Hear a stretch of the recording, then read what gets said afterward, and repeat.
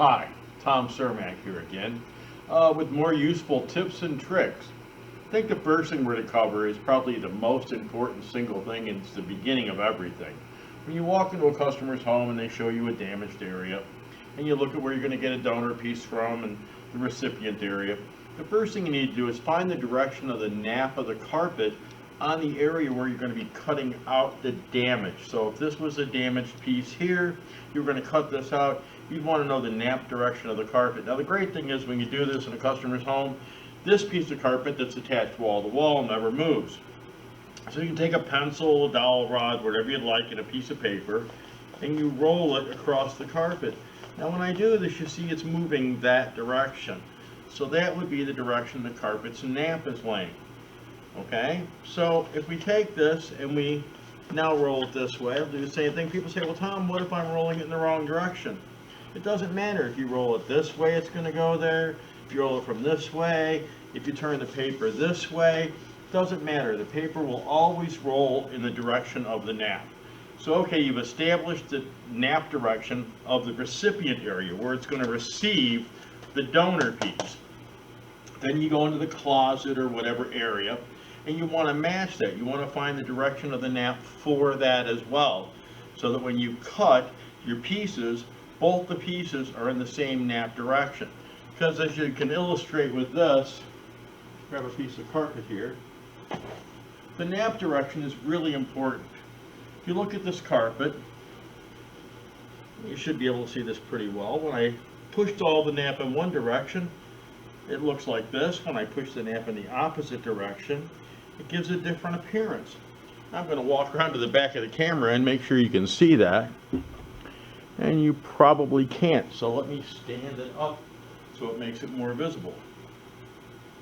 Okay, so the nap direction is very important, because if you don't have the nap direction correct, from one side of the carpet it's going to look lighter than the rest of the carpet, and from the other side it'll look darker.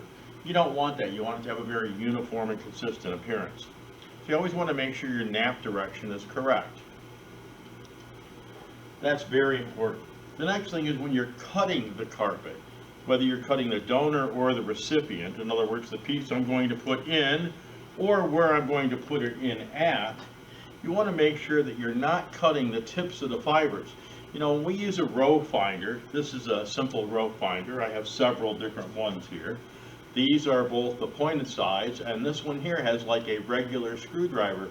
This will get snagged a lot of times in a loop pile, so we use the one that's more like a screwdriver, unless it's a very large point so it doesn't get caught.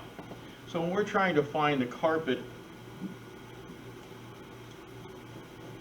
just like this with a row finder, and it'll follow the row right down the line. And the reason we use the row finder is because we want to take the fibers, and they're like this, and we put the row finder through and it separates them like this. Now when the rows are separated, we can then cut just the backing and not the tips of the yarns, so that when we put it back together, it'll be like this again, because none of the yarns have been damaged. Okay, so we use a row finder and try to cut the rows in both directions, front to back and side to side. Now sometimes you'll see that the yarns actually sit at a 45-degree angle. You won't be able to find a row straight front to back or side to side. It'll be at a 45-degree angle. And that's okay. That just means to cut between the yarns, you need to cut at that 45-degree angle. That's a step over type tufting process. And it's at a 45-degree angle, so you just cut at a 45-degree angle. So instead of a square, you're going to cut more like a trapezoid.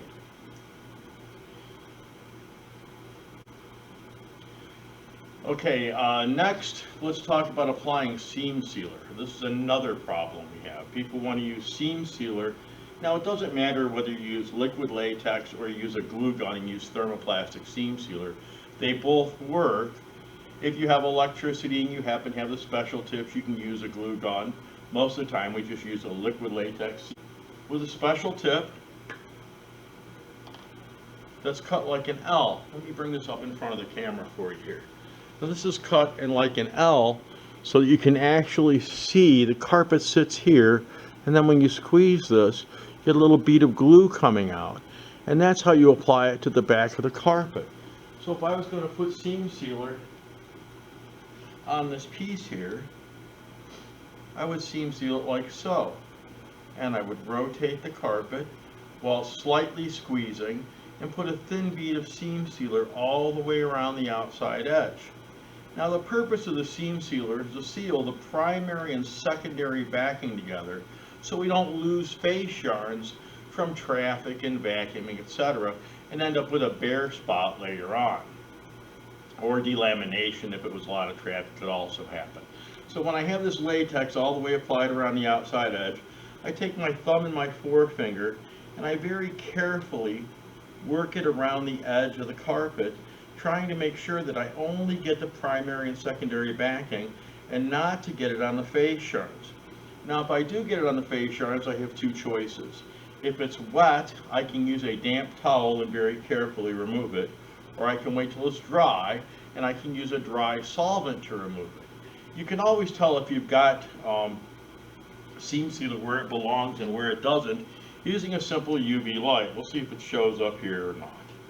Okay, I'm going to bring it up closer to the camera so you can see. Let me get behind the camera and shine the light in front of it. Now on this one, you can see none of the edges are really lighting up. Doesn't look anything special. Now let's look at the one that I previously seam sealed. And here you can see the edges are glowing. And the reason for that is there are UV tracers in the seam sealer, so it lets me know for sure that I've got an even application.